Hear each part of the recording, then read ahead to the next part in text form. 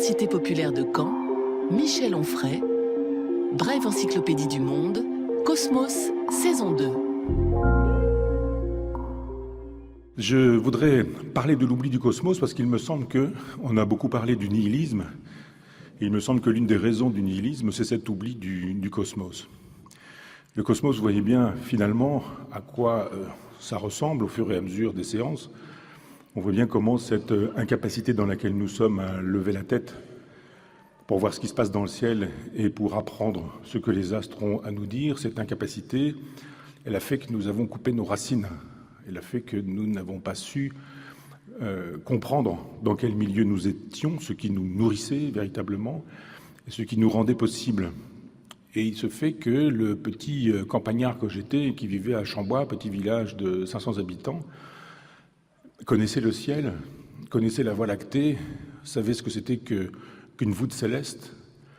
On y voyait la galaxie, on y voyait la Voie lactée, cette espèce de voie qui ressemble à du lait et dont les Grecs nous disaient effectivement que c'était le lait du sein d'une déesse. Et je savais ce qu'était cet univers, d'abord parce que mon père m'en avait parlé, m'avait expliqué l'histoire de l'étoile polaire, l'histoire des constellations, les casseroles qu'on y voyait, la grande ours, la petite ours, etc. Et il se fait que quand je suis arrivé à Caen pour mes études, j'ai découvert qu'il n'y avait plus de ciel, il n'y avait plus de Voie lactée. Il n'y avait plus rien de tout ça. Or, il y avait bien quelque chose. Qu'est-ce qui se passait, en fait ? En fait, quand c'est une grande ville qui absorbe la Voie lactée, on ne la voit pas. Si aujourd'hui vous sortez, que vous regardez le ciel, et que c'est en plein jour, vous ne voyez pas les étoiles, mais elles sont là. C'est parce qu'il y a la lumière et que cette lumière vous empêche de voir la lumière solaire, que cette lumière solaire vous empêche de voir la lumière stellaire. Mais autrement, les étoiles sont là, elles lancent en permanence leur lumière. Et en fonction des lieux dans lesquels nous nous trouvons, nous savons ou nous ne savons pas ce qu'est la Voie lactée. Petit garçon, je savais ce qu'elle était parce que dans mon village, je la voyais. Étudiant, je voyais qu'elle n'était plus là, la Voie lactée, mais je me disais, c'est pas parce qu'elle est plus là que... C'est pas parce qu'on ne la voit pas qu'elle n'est plus là. Et puis un jour, dans le désert mauritanien, sur le toit d'une maison, avec un Touareg qui racontait des histoires fabuleuses, des mythes Touareg, il n'y avait aucun parasite. Il n'y avait que le désert, c'était une petite maison en plein désert, et nous étions quelques-uns allongés sur ce toit, et on avait l'impression qu'en tendant le bras, on allait décrocher une étoile. Et c'est à ce moment-là que je me suis dit, effectivement, ce que j'ai pris pour une Voie lactée dans mon petit village, avec sa petite pollution nocturne, ce que je n'ai plus vu quand je me suis trouvé à Caen, je le vois là. Et c'est le ciel que voyaient les hommes préhistoriques. Quand il n'y avait pas de lumière artificielle, alors on voyait autrement la Voie lactée. C'est-à-dire que si vous la voyez aujourd'hui, vous ne verrez pas grand-chose, parce que la plupart du temps, il y aura des pollutions lumineuses et des pollutions de lumière artificielle. C'est-à-dire que les énergies des villes sont à peu près visibles partout et on ne peut plus aujourd'hui voir véritablement ce qu'est le ciel, ce qu'est véritablement la Voie lactée, sauf dans des endroits où effectivement les villes n'existent pas, où elles sont très très très lointaines et où leur lumière artificielle ne pollue pas le ciel. La Mauritanie, par exemple, à l'époque où c'était susceptible d'être visité, c'est devenu compliqué aujourd'hui. Mais effectivement, ça m'a donné ce jour-là une leçon véritable en me disant, eh bien voilà, je suis un contemporain des hommes préhistoriques. Je vois ce que les hommes préhistoriques ont vu véritablement. Et alors là, on se dit, c'est la première fois de ma vie que je vois la Voie lactée. Je ne la voyais pas précédemment. Je ne savais pas ce que c'était. Ce que j'ai pris pour la Voie lactée, c'était une espèce d'écho, de carte postale, c'était une espèce de figuration, mais rien à voir avec ce sentiment qu'on a d'être dans le cosmos, mais vraiment d'être dans le cosmos, et en même temps de savoir que le cosmos est à portée de main. C'est une étrange sensation d'imaginer effectivement que si on tend la main, on va décrocher une étoile, tellement le ciel semble bas, ou tellement nous semblons hauts, ou tellement le ciel finalement nous donne l'impression de faire partie de la Terre, ou la Terre de faire partie du ciel. Cette expérimentation est tout à fait singulière, et si vous n'avez pas eu la chance de pouvoir expérimenter ce genre de choses, d'abord vous pouvez le faire. Il y a toujours la possibilité d'aller dans des déserts où la nuit vous découvrirez effectivement ce qu'est véritablement la nuit, parce que dans les villes comme les nôtres ou dans les pays comme les nôtres, il y a une pollution lumineuse qui fait qu'on ne sait pas ce que c'est. Et là, effectivement, vous aurez une expérience existentielle tout à fait particulière et puis une expérience qui conduit au sublime. On aura l'occasion de parler du sublime une autre fois. Il se fait que Si vous faites quelques voyages en avion aussi, vous voyez bien, et que vous faites des voyages de nuit, vous voyez bien à quoi ressemble la lumière sur la planète, à quoi ressemblent les lumières artificielles. C'est assez sidérant. Quand vous survolez Londres de nuit, ou quand vous traversez la France de Nice à Caen, par exemple, dans ce sens-là, eh bien, vous allez voir tout ce qui se passe sur le Rhône, sur les villes, sur Paris, sur la région parisienne. Londres, ça n'en finit pas. Ça n'en finit pas. Vous vous dites, mais qu'est-ce que c'est que cette étendue de lumière? C'est Londres. Et vous vous dites effectivement qu'il n'y a plus que de la lumière artificielle. Donc, je vous ai parlé de la lumière en vous disant le rôle qu'elle avait dans le cosmos, le rôle qu'elle avait pour les hommes préhistoriques. Eh bien, il faut imaginer cette lumière-là, c'est-à-dire la vraie lumière naturelle, pas du tout la lumière artificielle, bien sûr, et on verra, du moins je vais essayer de vous proposer dans cette séance, on verra comment la disparition, l'effacement de cette lumière naturelle et le surgissement de la lumière artificielle a modifié notre façon de voir les choses, notre pensée, notre perception, notre imagination, notre rapport aux choses, au monde, à la nature. L'électricité a fait donc beaucoup de mal. Beaucoup de bien, bien sûr, tout le monde est content d'imaginer. Vous voyez, souvenez-vous de la chanson de Jean Ferrat, hein, on a l'électricité, on a le chauffage, on a le frigidaire, on a la télévision, tout ça est formidable, sauf que on a perdu notre âme. Alors vous verrez, la question n'est pas évidemment de revenir aux chandelles, mais de réfléchir à ce monde que nous avons perdu, qui reste présent en nous, mais qui a été remplacé par un monde qui nous semble naturel alors qu'il est purement artificiel. Nous sommes des artefacts. Nous sommes des produits, des objets. Nous sommes produits par la lumière artificielle et nous sommes incapables de décoder la véritable lumière naturelle. Tout ce que les hommes de l'Antiquité savaient faire, et plus que l'Antiquité, c'est-à-dire les hommes préhistoriques, nous ne le savons plus, évidemment.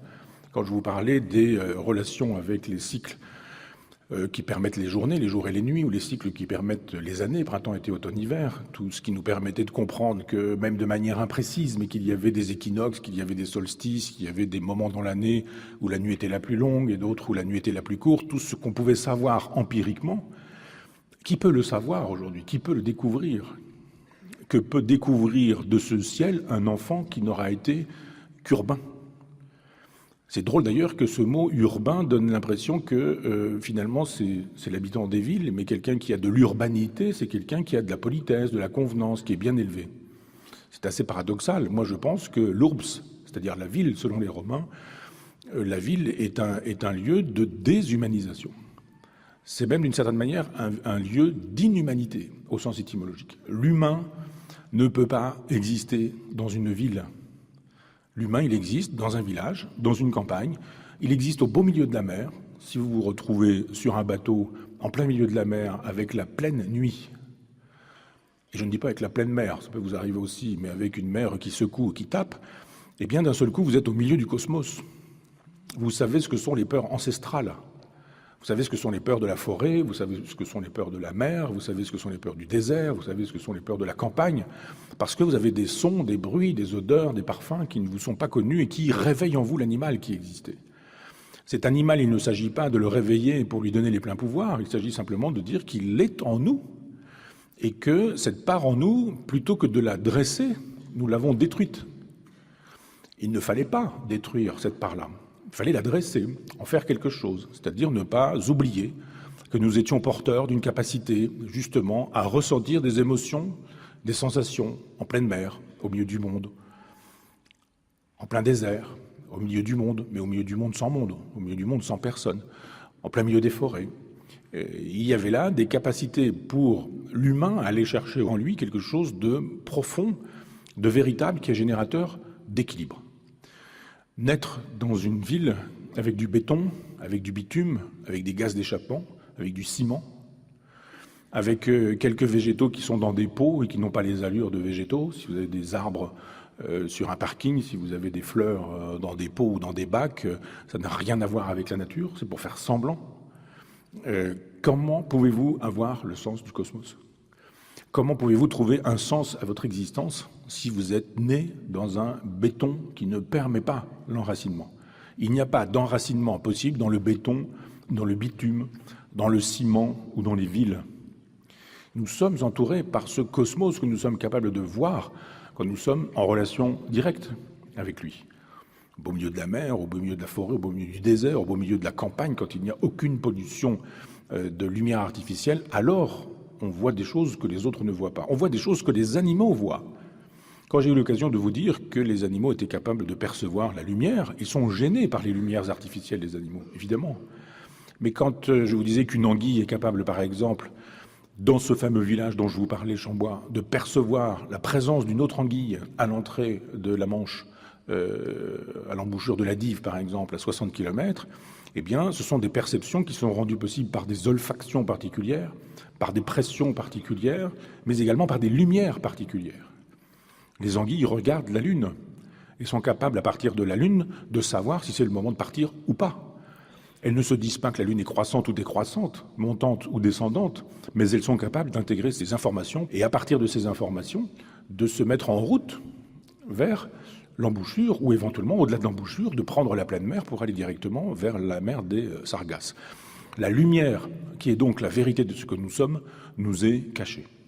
Elle nous est cachée et il n'y a que quelques endroits au monde où on peut véritablement la voir de manière fossile, c'est-à-dire comme elle est ou comme elle était véritablement au début du monde.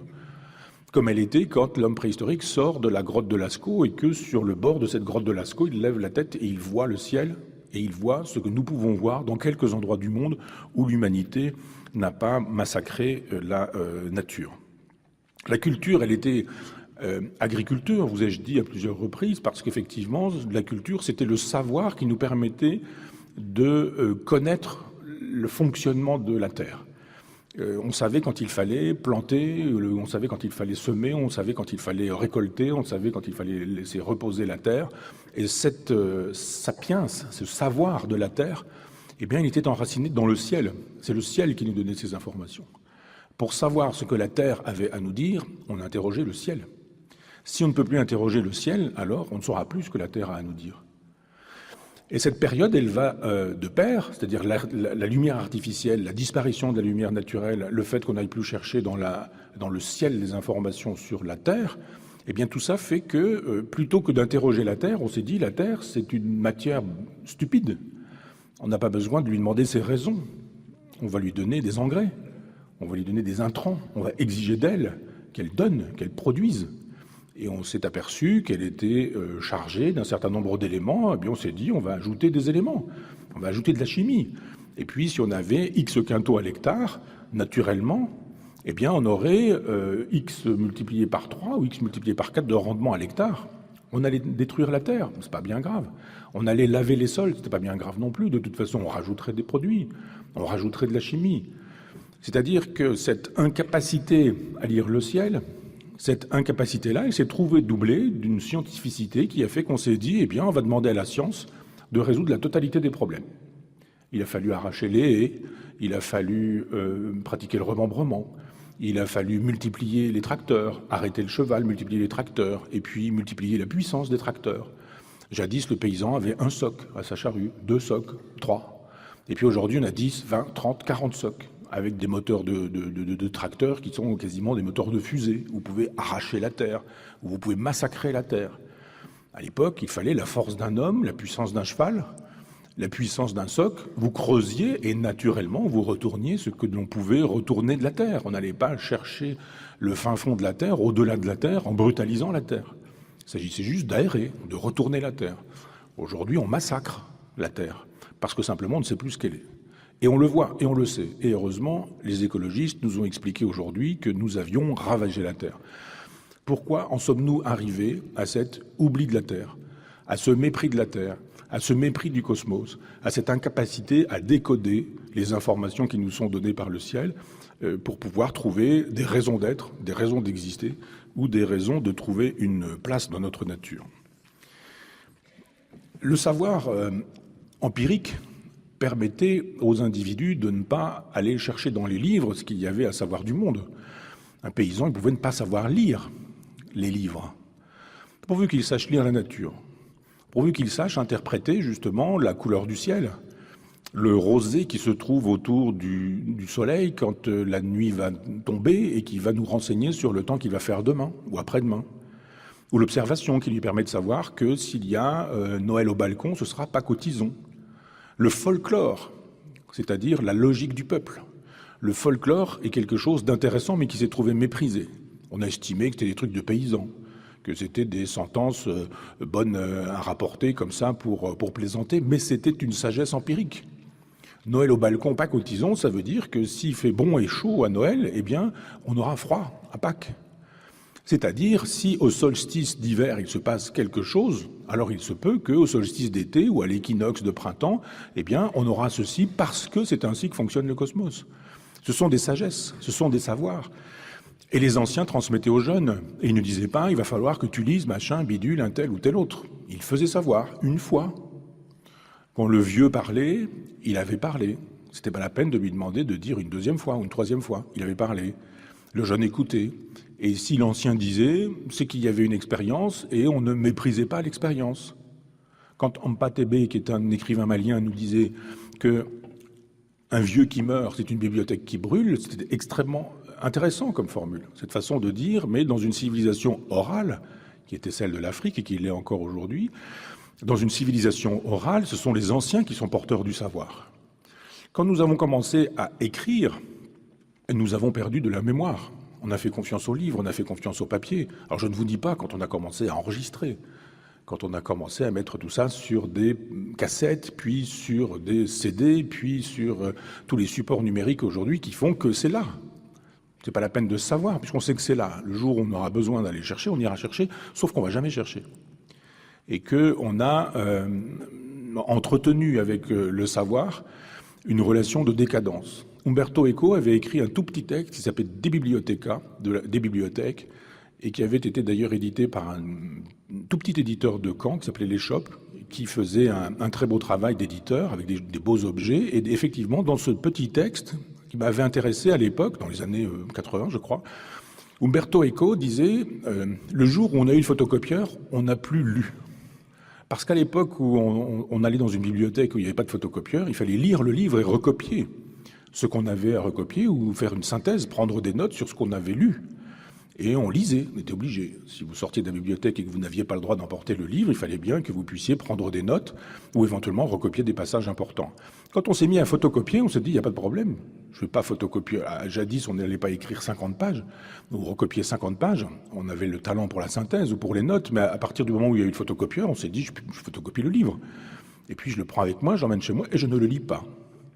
C'est-à-dire que l'augmentation des techniques a produit cet effet sidérant que nous avons perdu la mémoire. Nous n'avons plus regardé ni les choses, ni le monde, ni les livres même, parce qu'on s'est dit qu'on avait ça quelque part et que le jour où on aurait besoin d'aller chercher cette information, eh bien, on saurait où aller la chercher. Sauf qu'on oublie même qu'on a cette information et donc il n'y a pas de raison qu'on aille chercher quelque chose qu'on aura franchement oublié. Donc effectivement, il y a un moment donné où la civilisation orale est remplacée par la civilisation écrite. Certes, on est capable d'écrire à l'époque du Christ, mais tout le monde n'écrit pas. Il y a des scribes, l'équivalent du scribe égyptien, quelques-uns savent écrire, quelques-uns savent lire, et pas les autres. Et d'ailleurs, c'est une civilisation vers laquelle on va. Nous allons vers une civilisation de type égyptien, où quelques-uns aujourd'hui savent encore écrire, savent encore lire, savent encore calculer, de tête, je dirais, parce que les autres le savent de moins en moins. Et puis qu'on tolère des fautes d'orthographe, des fautes de grammaire, des fautes de style, que des gens qu'on estime aujourd'hui être des grands écrivains sont des gens qui maîtrisent mal la syntaxe ou qui brutalisent la syntaxe, ou qui ne savent pas écrire correctement le français, ou qui écrivent avec un spectre de 400 ou de 500 mots. Et donc effectivement, nous sommes dans une relation de délicatesse à l'endroit de l'écriture, sauf que la civilisation de l'écriture a produit ses effets. Elle a produit ses effets parce que pendant très longtemps, s'il y avait des livres, c'était des objets qui étaient d'abord extrêmement coûteux. Ça coûtait horriblement cher. Ça pouvait coûter l'équivalent d'une voiture aujourd'hui, si vous voulez un équivalent. Et donc, très peu de gens avaient la possibilité d'acheter des livres et encore moins d'avoir des bibliothèques. Mais il y a eu un moment où, effectivement, ça s'est simplifié, tout ça. Je parle de l'époque où il fallait recopier les livres à la main, entendons-nous bien. L'imprimerie a tout changé, l'imprimerie a tout modifié. Et de manière assez singulière, le premier livre imprimé, vous le savez, c'est la Bible de Gutenberg, 1452. Eh bien, le premier livre imprimé en France, en 1476, c'est La Légende dorée, dont je vous ai déjà parlé. le fameux livre de Jacques de Voragine, qui est le best-seller médiéval, qui est le livre dans lequel les curés vont chercher toutes leurs informations pour fabriquer leurs sermons. Et il n'est pas étonnant que le premier livre, c'est-à-dire la possibilité de multiplier des informations à destination de gens qui pouvaient accéder aux livres, beaucoup plus que les bibliophiles d'avant, eh bien que ce soit, comme par hasard, Jacques de Voragine. C'est-à-dire que le livre qui aurait pu être une occasion de nous ramener à la nature devient une occasion terrible de nous éloigner de la nature. On ne va donc plus regarder le ciel, la nature, le monde. On va commencer à lire le livre qui va nous dire ce qu'est le monde. Plutôt que de sortir sur le pas de sa porte et d'aller regarder la Voie lactée, on va lire un livre qui va nous dire ce que c'est que la Voie lactée. Et on va commencer à commenter des livres. Et la philosophie ou la sagesse, ça va devenir ça. Le commentaire de commentaires de commentaires. C'est ce que Montaigne appelle l'entreglose, la glose et l'entreglose. Gloser sur, c'est dire, voilà, machin a écrit ça, je pense ceci de cela. Et puis après, on dit, machin a écrit ça, et machin pense ça de ce qui a été écrit. Moi, je pense ça de ce que machin a dit. Et toutes les bibliothèques se sont remplies de commentaires qui ont éloigné le monde. Et qui ont éloigné les gens du monde aussi, et les gens du livre. Il y a un moment donné où le livre est devenu une activité en soi, c'est devenu une affaire d'intellectuels. C'est devenu une affaire de philosophes, c'est devenu une affaire de spécialistes, c'est plus devenu une affaire d'humains qui auraient pu dire « mais moi, je suis intéressé par le livre parce que le livre va m'apprendre des choses sur le monde. Et en tant qu'il m'apprend des choses sur le monde, le livre est mon compagnon. » Non. On s'est mis à se fâcher, et je le comprends. Et je comprends qu'on puisse se fâcher avec des livres qui enseignaient à prendre des distances à l'endroit du monde. Ces livres qui sont devenus des objets beaucoup plus courants ont rendu possible un mouvement essentiel qui est celui de la Renaissance, comme vous le savez. C'est-à-dire que la Bible, ça veut dire très précisément le livre. Biblion, c'est le livre. C'est une façon de vous dire qu'on n'a pas besoin d'autres livres. Les monothéismes sont des religions qui se construisent sur un livre qui exclut tous les autres livres, sauf les livres qui vous diraient que le livre est le seul bon livre. C'est-à-dire que les bons livres pour un juif, ce sont les juifs qui commentent le Talmud. Les bons livres pour un chrétien, ce sont les livres qui commentent la Bible. Et les bons livres pour un musulman, ce sont les livres qui commentent le Coran. Si ce sont des livres qui sortent de ces gloses ou de ces entregloses, alors ce sont des livres qu'on condamne. Ce sont des livres qu'on méprise.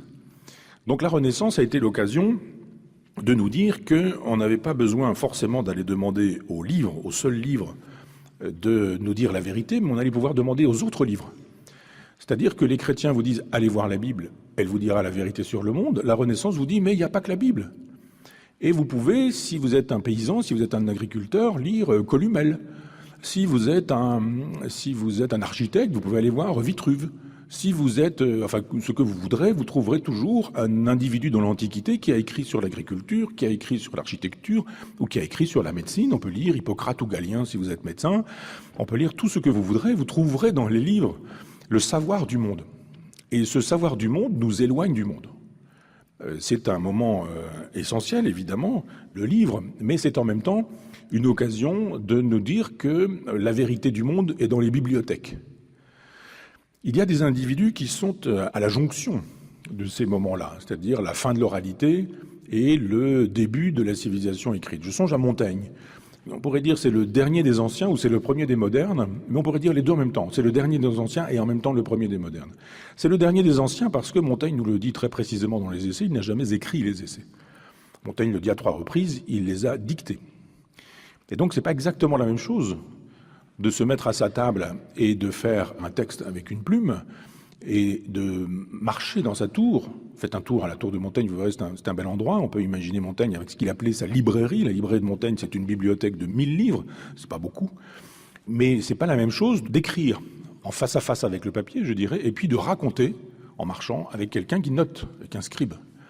C'est-à-dire qu'une parole, quand elle est écrite, ça n'est pas exactement la même chose qu'un écrit quand il est juste écrit.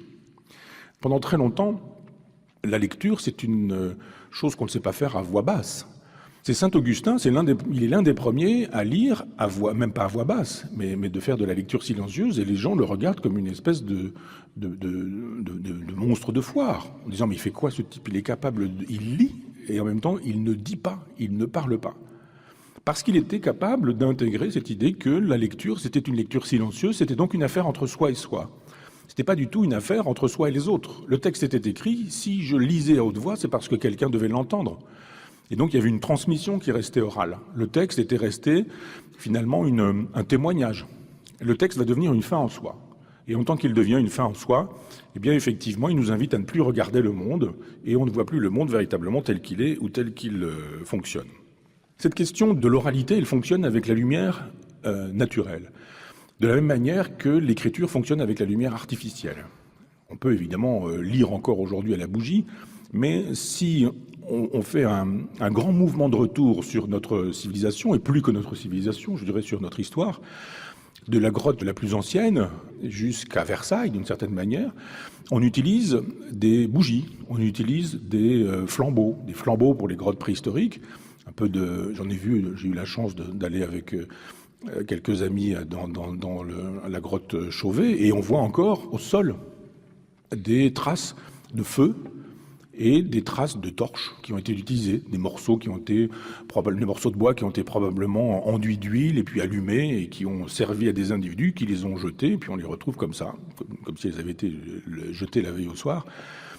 Jusqu'aux bougies qu'à Versailles on allume pour illuminer la Galerie des Glaces, eh bien, vous avez la lumière artificielle. Cette lumière artificielle, elle trouve modestement la nuit.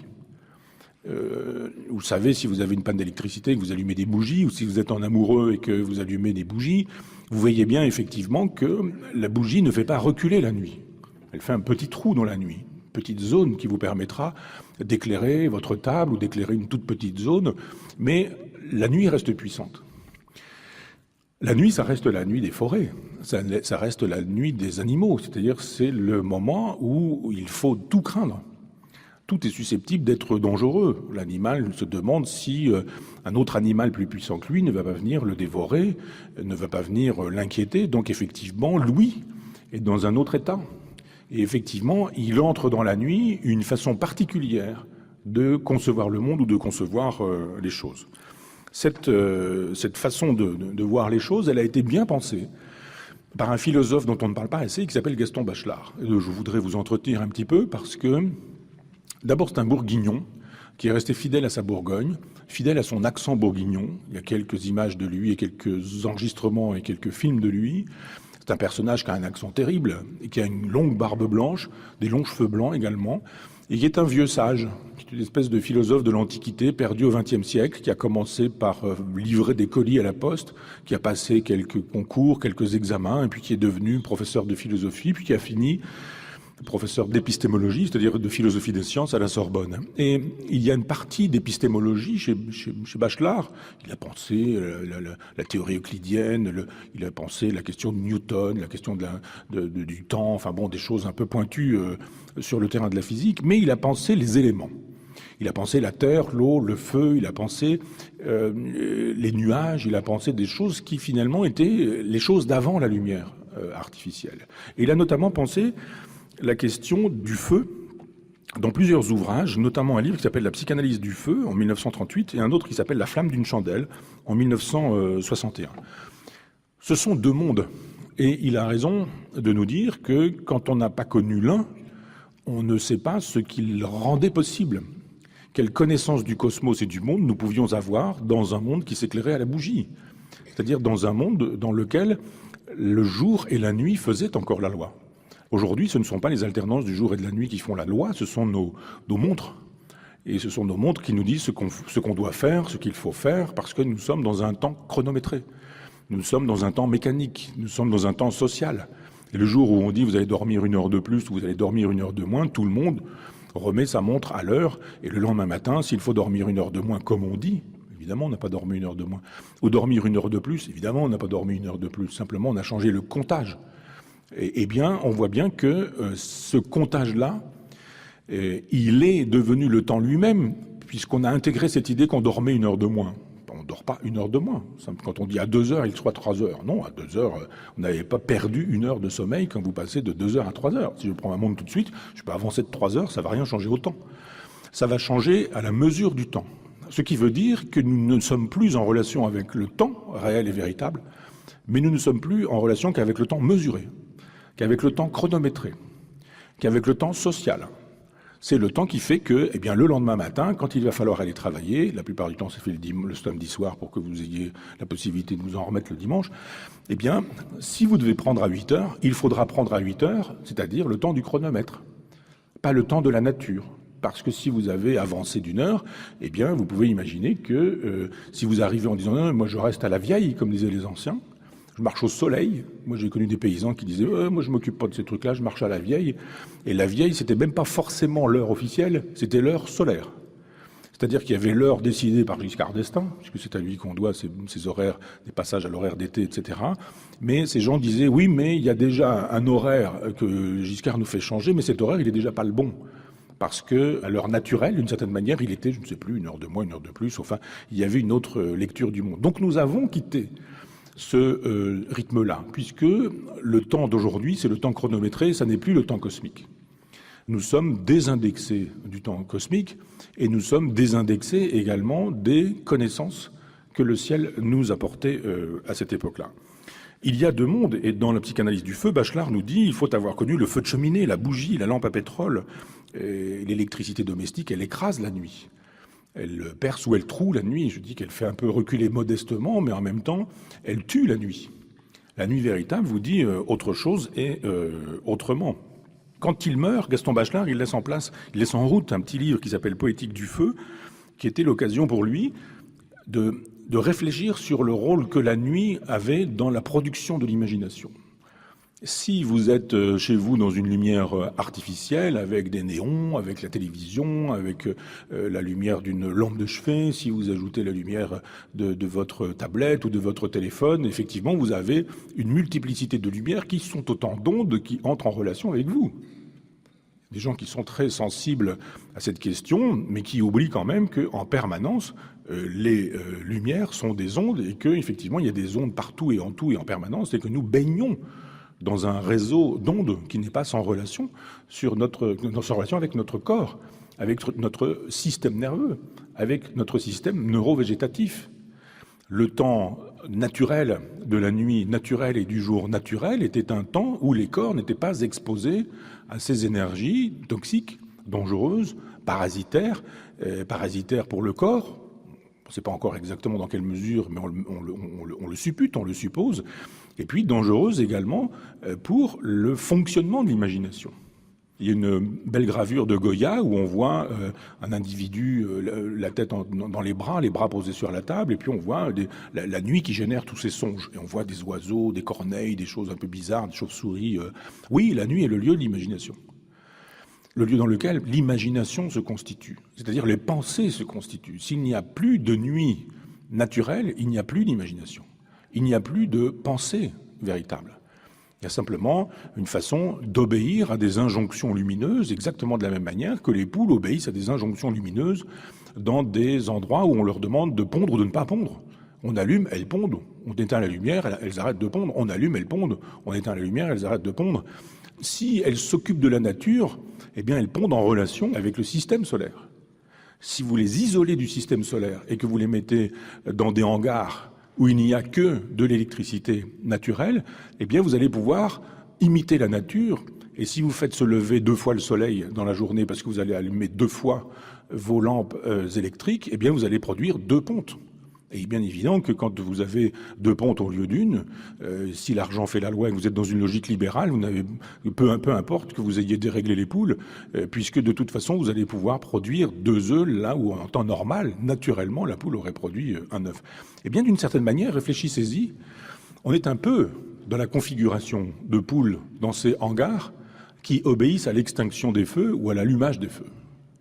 Il nous arrive de pondre trop d'œufs ou de ne pas pondre les bons œufs, simplement parce qu'effectivement, les invitations de la lumière naturelle sont des invitations à ne pas penser, des invitations à obéir, des invitations à ne pas imaginer, des invitations à faire ce que la lumière exige que vous fassiez. Levez-vous, couchez-vous, travaillez, reposez-vous, etc., etc. C'est-à-dire qu'on nous conduit par la lumière. Si vous changez de lieu rapidement avec un avion, eh bien évidemment, vous allez vous retrouver dans un endroit où il va y avoir une collusion entre votre rythme naturel et le rythme culturel, entre le chronométrage de votre corps, la fameuse chronobiologie, et le chronométrage social, parce qu'effectivement, il vous faudra un certain temps, on dit 1 heure pour une journée, mais pour vous recaler. Au temps où on se déplaçait au pas d'un homme, et où on allait de Brest à Vercoyansk, par exemple, eh bien, au fur et à mesure, tous les jours, le corps pouvait se faire assez léger décalage, parce que la lumière ne brutalisait pas, ne violentait pas le corps. Aujourd'hui, comme on va à la vitesse que vous savez, la vitesse des avions, 1000 km/h, eh bien, vous arrivez dans un endroit où effectivement vous avez brutalisé la lumière, du moins votre rapport à la lumière, et vous voyez bien, nous voyons bien dans ces cas-là, que la lumière nous détermine, qu'elle nous conduit et que la lumière artificielle fait la plupart du temps la loi. Il nous dit, Gaston Bachelard, que le feu génère notre imagination et que systématiquement, en présence du feu, vient la rêverie. Il est professeur à la Sorbonne et il a cette phrase magnifique, il dit « Je préfère manquer une leçon de philosophie que manquer mon feu le matin ». Manquer, ça ne veut pas dire passer à côté, ça veut dire rater. C'est-à-dire, et ça peut arriver, si vous avez un peu l'habitude des cheminées, il arrive de temps en temps que, bon, voilà, vous préparez votre cheminée, le papier, les bûchettes, le petit bois, et puis vous allumez, et puis ça marche pas. Vous savez pas pourquoi ça marche pas. Habituellement, ça marche, mais cette fois-ci, ça marche pas. Et il y a un savoir-faire. On peut allumer une feuille de papier, on peut la monter dans le courant de la cheminée, dans le conduit de la cheminée pour chauffer un petit peu. Et puis il y a une espèce d'appel. Puis les anciens savaient expliquer pourquoi on ratait les feux ou pourquoi on les réussissait. Et il y a des moments où ça ne marche pas. Eh bien, c'est une sagesse. Et dans la psychanalyse du feu, il dit « La contemplation du feu nous ramène aux origines même de la pensée philosophique ». Et je crois qu'il a raison. Si vous essayez de vivre selon ce principe, eh bien, vous verrez que, et ça vous est arrivé, entre copains, ou jadis, ou quand vous étiez jeune, ou parfois dans des soirées où vous faites un feu sur un bord de plage ou dans la campagne, vous apercevez qu'autour du feu de bois, vous n'êtes plus le même. Et dans la poétique du feu, je dirais, dans les bruits, dans les craquements, dans les lumières, dans les flammes, dans les flamèches, dans le feu qui s'effondre, il y avait plein d'informations qui nous renvoyaient ou qui nous renvoient à des choses qui sont encore présentes en nous. Et pour Bachelard, ces choses qui sont encore présentes en nous, c'est le noyau dur de la pensée. Bachelard a des considérations un peu autobiographiques, et c'est ça qui est intéressant, parce qu'il a toujours mélangé la pensée, la réflexion, et en même temps sa propre existence. Il nous parle du feu allumé par son père dans sa chambre d'enfant, par exemple, quand il était malade, des bûches dressées sur le petit bois, il nous parle de la poignée de copeaux glissée entre les chenets, du feu qui était la tâche du père. Et le père transmettait un jour ce savoir et à 18 ans, il permettait au fils de faire le feu à son tour. Il nous parle de l'art de tisonner, c'est-à-dire d'utiliser le tison pour rapporter, pour déplacer le feu, pour le mettre en présence d'un courant d'air, pour ramasser les braises, pour concentrer une chaleur ou pour disperser ces chaleurs. Vous le savez, si vous avez fait des viandes grillées ou ce genre de choses, ce qu'est l'art véritable de tisonner. Il nous parle de sa grand-mère qui cuisinait dans une marmite qui était accrochée à la crémaillère, dans la cheminée. Il nous dit qu'il y avait des pommes de terre qui étaient là, cuites pour les cochons, qu'il y avait aussi des pommes de terre plus fines, mais qui étaient réservées aux humains. Il parle des œufs frais qui cuisaient sous la cendre et de la goutte d'eau qui pétille sur la coque et qui signale que l'œuf est cuit, ou la gaufre qui cuit dans la braise. Il dit « Alors oui, je mangeais du feu, je mangeais son or, son odeur, et jusqu'à son pétillement, tandis que la gaufre craquait sous mes dents. » Il parle également du brûlot, qui était une espèce de fête. Et je me souviens que chez mes parents, il y avait le même genre de cérémonie avec le vin chaud. Il y avait un moment donné où j'avais un père extrêmement sobre, qui ne buvait pas, mais il y a un moment donné dans l'année, c'était l'hiver, où il y avait le moment du vin chaud. Donc on mettait du vin dans une casserole, on mettait du sucre, et puis on faisait cuire, chauffer. Et il y a un moment donné, pour brûler l'alcool, on flambait. Et puis on ajoutait de l'eau, et puis on buvait tout ça, et c'était le signe de la fête de Noël. Eh bien, il y avait chez Bachelard ce souvenir du brûlot, et le brûlot, c'était une fête d'hiver au cours de laquelle le père imbibait du sucre, un marc avec lequel il avait fait du calvados ou un alcool, ça pouvait être un alcool de fruits. Il flambait le tout pendant que la mère éteignait la suspension. À ceux qui n'auront pas vécu, je ne suis pas sûr que ces images diront quelque chose, mais à ceux qui auraient vécu, je pense effectivement qu'immédiatement, on entre dans le monde de l'enfance, dans le monde de la jeunesse, dans le monde proustien, des souvenirs, de la mémoire, et on retrouve des sensations, des émotions, des perceptions qu'on aurait probablement cru perdues, mais que finalement on trouve certes bien vivantes, simplement parce que l'imagination est là, qui a rendu possible ces images qu'on peut aller chercher, qu'on peut aller solliciter, qu'on peut solliciter pour justement les retrouver à demeure. Elles sont là. Il nous fait des analyses générale en même temps. C'est-à-dire, indépendamment des éléments biographiques, autobiographiques, il produit des pensées, et ces pensées sont autant d'occasions pour lui de générer ce qu'il appelle des complexes. Il parle du complexe de Prométhée, par exemple. Il nous dit que Prométhée, c'est celui qui vole le feu, et il y a une espèce de tropisme ou de tension en nous qui nous fait vouloir savoir autant, voire plus que les pères. Le complexe d'Empédocle, on a déjà parlé d'Empédocle, ce philosophe présocratique qui s'est suicidé en se jetant dans l'Etna, pendant que l'Etna régurgitait sa sandale. Donc, complexe d'Empédocle. Le complexe de Novalis, qui permet de voir que l'invention du feu est en relation avec le frottement et que ce frottement est en relation avec la sexualité. Le complexe de Pantagruel, qui montre que l'aliment se décompose dans le corps pour devenir feu et que le feu se nourrit d'astres. Ce ne sont pas seulement des façons poétiques de penser, puisque vous voyez que le feu qui se trouve dans l'aliment, qui pourrait être mis en relation avec le feu qui vient des astres, chez Pantagruel, donc le héros de Rabelais, comme vous savez, tout ça renvoie à cette idée extrêmement simple et évidente que si vous avez des aliments dans votre assiette, eh bien ils ont été rendus possibles par la lumière solaire. Il n'y a pas d'animaux sans la végétation qui les rend possibles, il n'y a pas de végétation sans la photosynthèse qui, elle, exige le soleil, donc la vie, c'est le soleil. La lumière, c'est le soleil. Et le soleil rend possible la vie des mammifères qui, eux, se nourrissent d'herbes, c'est aussi la vie, et nous nous nourrissons de mammifères, et c'est encore une fois la vie, de sorte que Bachelard n'a pas tort de nous dire que ce que nous ingérons, ce sont des fragments d'astres. On est toujours dans cette configuration de l'étoile qui s'effondre sur elle-même et d'où nous participons. Il disserte sur le feu de l'alcool, sur l'eau de vie, sur l'eau de feu, ou sur ce qu'il appelle le complexe d'Hoffmann, qui renvoie à des combustions spontanées. On ne parle plus de ça aujourd'hui, non pas que les gens aient cessé d'être alcooliques, mais on racontait souvent que des gens qui étaient extrêmement imbibés d'alcool buvaient, et que de temps en temps, et il faut pas seulement boire une soirée, mais que c'était des alcooliques notoires, et que le matin, ils rechargeaient la batterie en remettant de l'alcool, et qu'il arrivait de temps en temps à ces gens-là, quand ils passaient devant des cheminées, d'exploser et de disparaître d'un seul coup. Et donc, pouf, tellement bu qu'il n'y avait plus rien du tout, combustion spontanée. Pendant très longtemps, on a cru aux combustions spontanées. Mettez ça en relation avec une civilisation sans lumière. Et ce serait très intéressant de voir ce qui se cache derrière des gens qui disparaîtraient définitivement. C'est facile de disparaître dans la nuit. Quand vous êtes dans une maison et qu'il y a juste un foyer et que vous vivez là, c'est très facile de vous en aller, de disparaître et de ne laisser aucune trace. L'idée qu'il y aurait des combustions spontanées sont autant d'occasions de réfléchir sur des fausses causalités. Vous avez une femme qui en a marre ou un mari qui en a marre, eh bien, vous disparaissez, vous vous en allez et vous quittez votre famille. Si vous retournez et que vous voyez que votre mari n'est plus là, vous pouvez imaginer qu'il a disparu d'un seul coup. Et comme il y a du feu, qu'il avait bu, combustion spontanée, il a explosé, il a disparu, plus personne, etc. Donc, il se fait que la combustion spontanée a été suffisamment un fait divers pour que Bachelard puisse consacrer le fameux complexe d'Hoffmann pour expliquer comment des gens, pendant très longtemps, ont cru à ce genre de choses. Je vous disais aussi qu'il avait consacré un petit livre qui s'appelait à cette question du feu et qui s'appelait La flamme d'une chandelle. Et partout ailleurs dans l'œuvre de Bachelard, il y a des considérations sur la tarte au citron, sur le marteau du maréchal Ferrand, sur le grenier et sur la cave. Extrêmement intéressant aussi. Une maison, c'est pour lui, c'est une maison qui a une cave et qui a un grenier. Aujourd'hui, on a plein de maisons qui n'ont ni cave ni grenier. D'abord des appartements, mais aussi d'autres maisons neuves qui n'ont pas vraiment des caves. Vous avez éventuellement une espèce de sous-sol bétonné, mais c'est pas une cave. Une espèce de garage où vous mettez un peu de tout. Vous mettez du vin, vous mettez la tondeuse, vous mettez la voiture, votre femme quand elle vous ennuie, les croquettes pour les chiens, tout ce que vous voulez, les bouteilles vides, les poubelles en attendant que ça passe ou je ne sais quoi. C'est pas une cave, ça.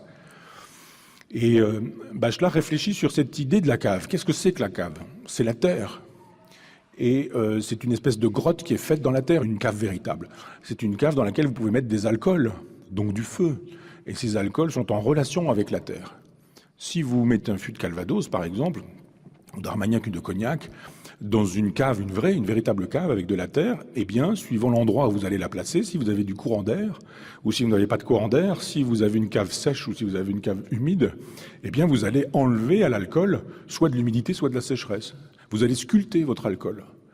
Et il va falloir faire de l'houillage, c'est-à-dire remettre de l'alcool dans votre calvados pour que vous puissiez disposer de suffisamment de liquide. Sinon, il y a ce qu'on appelle la part des anges, c'est-à-dire ce qui s'en va au ciel vers les anges. Et comme les paysans normands sont incapables de perdre un peu d'alcool pour gagner un bon alcool, parce qu'ils préfèrent un bon litre de mauvais calva plutôt que 20 centilitres d'un vrai bon calva, eh bien, on n'a pas de bon calvin en Normandie parce qu'on est incapable d'accepter le principe de la part des anges. Eh bien, la part des anges, c'était l'occasion de voir comment fonctionne la cave, ce qu'elle rend possible. Et la même chose avec le grenier. Il y avait des greniers jadis qui étaient les greniers de l'enfance. On avait mis des trucs du père, du grand-père, les cahiers d'école, des objets divers, des correspondances amoureuses, des vieux livres, des objets, des trucs qu'on voulait pas acheter, des vêtements, et tout ça s'entassait. Il y avait de la poussière qui s'installait là-dessus, et puis d'un seul coup, c'était un autre monde. Et la vie, elle se passait entre la cave et le grenier, de manière métaphorique, et pas seulement de manière réelle, c'est-à-dire entre les profondeurs de la terre et puis quelque chose qui est sous les toits, à proximité avec le ciel et la chaleur et le soleil qui cogne. Et ceux qui n'ont pas connu les journées passées dans les greniers parce qu'il y fait chaud et qu'on y entend les mouches et qu'il y a la chaleur de l'été, qu'on est en train de se salir les doigts avec de la poussière et de découvrir le monde d'antan, eh bien, sont des gens qui ne savent pas ce qu'est véritablement la vie, qui ne pourraient pas avoir de relation avec le temps, parce que si on ne sait pas ce qu'est le passé, si on ne sait pas ce qu'est le présent, il y a beaucoup de difficultés pour imaginer un futur pour ces gens-là ou pour ces enfants-là. Donc, ce sont autant d'occasions de réflexion chez Bachelard, mais aussi sur la maison natale, sur l'arbre, sur la chambre, le nid, le puits, le vin, la cire, la nuit, le ruisseau ou la solitude méditative de qui lit avec une bougie sans quelque chose comme les heures qui ondulent, nous dit Bachelard. C'est-à-dire que si vous lisez à la flamme d'une chandelle, il y a effectivement quelque chose qui touche au temps. Ça n'est plus exactement le même temps. C'est-à-dire que cette pensée de la lumière, cette pensée du feu, cette pensée du feu de cheminée, de la chandelle, etc., n'est possible que chez un homme qui a connu les deux mondes. Il a fallu un Bachelard qui a connu ce monde de la bougie et le monde de l'électricité pour penser ce que ça a produit comme effet, ce que nous avons perdu avec l'électricité ou avec l'abandon de la lumière naturelle, de la vie selon les principes de la lumière naturelle qui nous permettait d'entretenir avec la nuit une relation que nous n'avons plus. Nous conjurons la nuit, nous congédions la nuit. Et plein de gens ont des problèmes avec la nuit, ils ne peuvent pas dormir vraiment dans la nuit. Il leur faut une petite entrée de lumière, il leur faut une petite veilleuse, il leur faut un petit quelque chose, parce que la nuit les angoisse. Un peu comme la dame du premier jour qui nous parlait de son frère qui était angoissé par la forêt. Effectivement, il y a des angoisses dans la forêt, chez qui n'est pas serein ou calme avec lui-même, tout comme il y a des angoisses à l'endroit de la nuit chez celui ou celle qui n'est pas en paix ou au calme avec lui-même. Je voudrais parler un petit peu aussi de cinéma. Je ne parle pas beaucoup. Et on a la possibilité de convoquer un réalisateur qui s'appelle Georges Rouquier, qui est né en 1909 et qui est mort en 1989. Et Rouquier est connu pour avoir fait deux films. Le premier qui s'appelle Farbik en 1946 et le second Big Far en 1983, avec une sortie en 84. Je ne suis pas tellement amateur de cinéma parce que ça a été l'occasion d'un grand art, Méliès et quelques autres. Et puis c'est devenu une grande industrie. Et c'est devenu aujourd'hui le support à une grosse idéologie. C'est-à-dire, nombre d'informations ne sont tenues par les gens qu'à partir de ce que le cinéma raconte aujourd'hui. Les gens ignorent qui est Mozart, mais ils ont tous l'impression qu'après avoir vu Amadeus de Milos Forman, ils savent qui est Mozart. Et les gens pensent que le 6 juin 1944, par exemple, eh bien, ce qui s'est passé véritablement, c'est ce qui est raconté dans Le jour le plus long. Et c'est pas du tout ce que l'histoire raconte. Donc évidemment, c'est devenu un support à idéologie qui est une occasion d'évincer l'histoire véritable. Le 6 juin 1944, c'est pas du tout ce que le cinéma américain raconte dans Le jour le plus long. Mais ça, c'est un autre sujet. Mais ce cinéma de Rouquier est un cinéma d'ethnologue ou d'ethnologie. Et c'est ça qui est intéressant. C'est-à-dire qu'il refuse les acteurs professionnels, il refuse les gens dont ce serait le métier de jouer un rôle qui ne serait pas le leur, et il s'en va tourner dans la campagne avec des gens qui jouent leur propre rôle. Il s'agit de dire, j'utilise ma caméra, mais allez-y, continuez, menez votre vie, je tourne, je filme, je raconte. Et Big Far est l'occasion de montrer ce qu'est le monde rural et ce qu'est l'effondrement de la paysannerie telle qu'elle a été vécue au temps de Virgile. C'est un film extrêmement intéressant parce qu'on y voit la disparition des campagnes, donc des feux de cheminée également et des bougies, la mort du local, la naissance du global, la naissance des tracteurs, des moteurs, de l'électricité, du frigidaire, de la machine à laver, de tous les objets de consommation, qui sont des objets qui nous asservissent au monde, au capital, à l'argent, à la propriété. Il réfléchit sur ce qui se passe entre l'immédiate après-guerre et ça n'est pas étonnant, 1983, c'est-à-dire le moment où Mitterrand renonce au socialisme, en se convertissant au libéralisme, à l'Europe libérale, en nous disant qu'il faut une parenthèse, la fameuse rigueur, une parenthèse qui d'ailleurs n'est toujours pas fermée.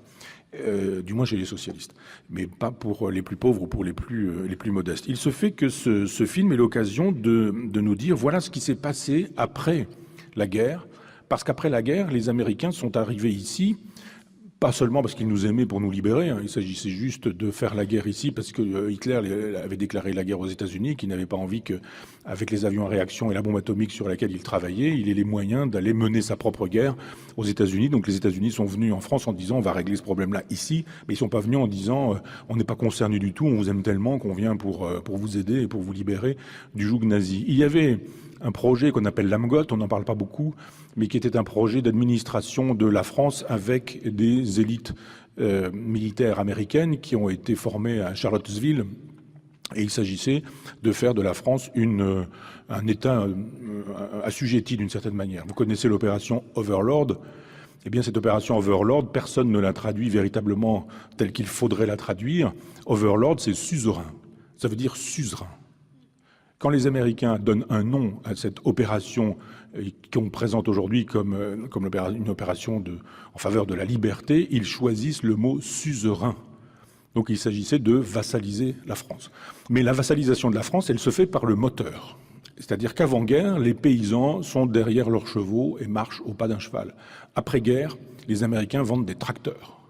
Il y a un plan Marshall. Il y avait des Marshall. Mon père a conduit un tracteur, un McCormick, qui était présenté comme un Marshall. Je pensais que Marshall, c'était le nom du tracteur. En fait, non, c'était le nom du plan qui permettait aux Américains d'en finir avec la ruralité en France et de transformer l'agriculture en industrie. C'est-à-dire le monde rural s'effondre juste après la libération. Et le film montre effectivement ce que c'est que l'effondrement du monde rural de cette période, libération, jusqu'à 1983, c'est-à-dire l'hypermodernité dans laquelle Mitterrand, avec ses amis Jacques Attali et quelques autres, fait entrer la France en disant il faut se moderniser, il faut en finir avec les paysans, il faut en finir avec la paysannerie, il faut en finir avec la ruralité, vive la ville, vive Bernard Tapie, vive l'argent, vive l'industrie, vive la réussite sociale, vive la modernité, vive les trains, les TGV, et toutes ces choses formidables. Et ce film montre comment s'effondre ce monde-là. Et on voit bien comment, tourné en Aveyron, dans le Massif central, dans le Rouergue, il met en scène des gens qui vivent leur vie sur 2 ou 3 générations. On voit bien que les grands-pères et les grands-mères, par exemple, parlent l'occitan rouergat, le fils comprend mais ne le parle pas, et le petit-fils ne parle pas et ne comprend pas. Donc disparition des langues locales.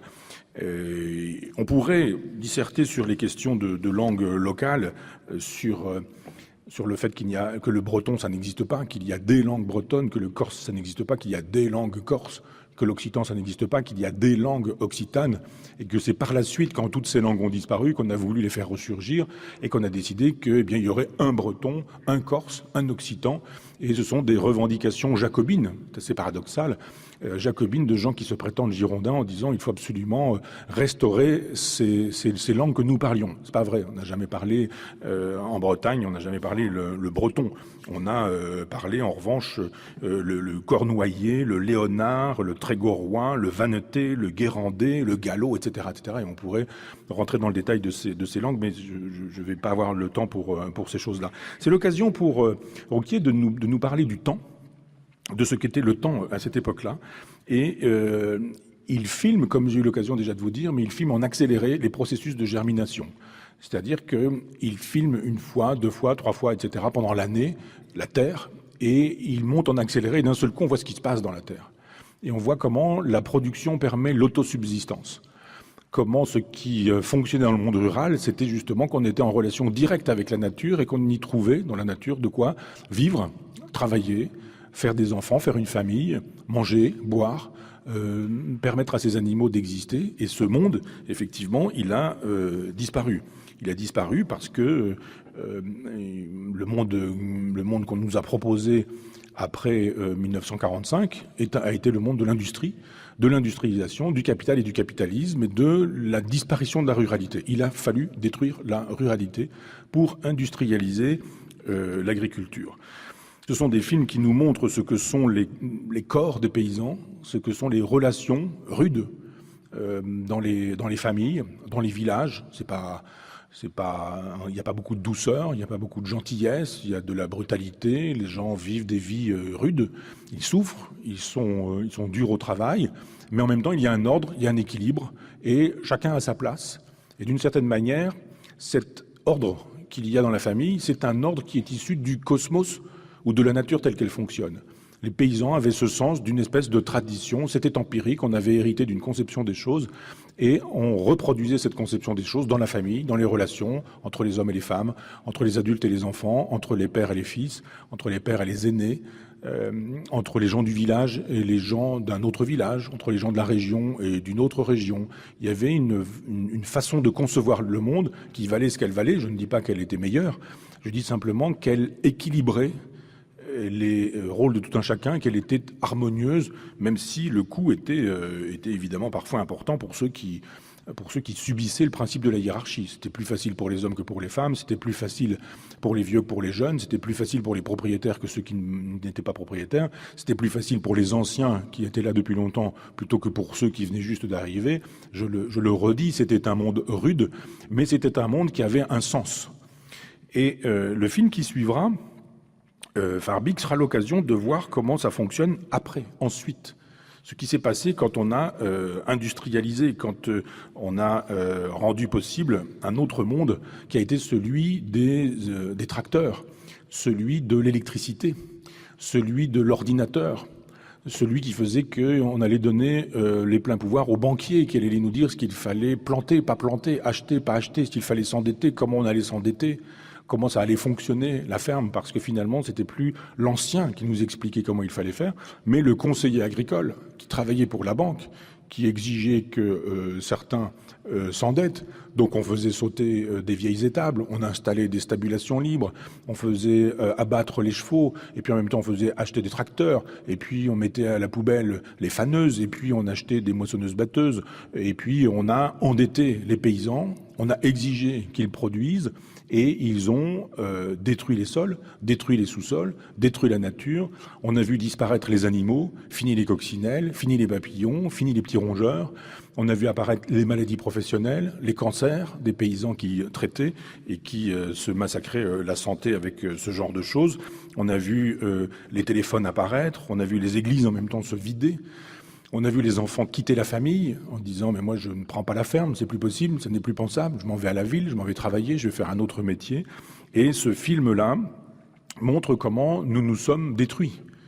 On faisait plus d'herbe mais de l'ensilage, on donnait de la nourriture pourrie à des animaux, les vaches mangeaient des choses fermentées qui n'étaient pas dans leurs habitudes, nous avions un lait qui lui-même était produit par ces aliments pourris. Nous mangions ces produits pourris et nous abîmions nos propres santé. Et de fait, ces deux films extrêmement intéressants, l'un en noir et blanc, l'autre en couleur, font la démonstration que nous avons changé de monde, nous avons changé de vie. Ce que je souhaitais faire avec cette séance ce soir, c'était de vous dire que si vous regardez différemment la lumière, si vous regardez différemment la campagne, si vous regardez différemment la Voie lactée, si vous êtes capable de voir autrement un certain nombre de choses qui nous sont présentées par Jean-Pierre Pernaut comme des occasions de folklore quand il s'agit de parler de la ruralité, si vous voyez effectivement qu'il y avait une sagesse dans ce monde-là, et que nous avons perdu cette sagesse, et que la perte de cette sagesse nous a conduit tout droit au nihilisme, alors je n'aurais pas complètement perdu mon temps. Je vous remercie.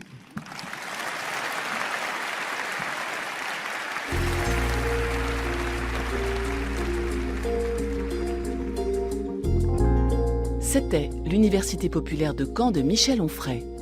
Brève encyclopédie du monde, Cosmos.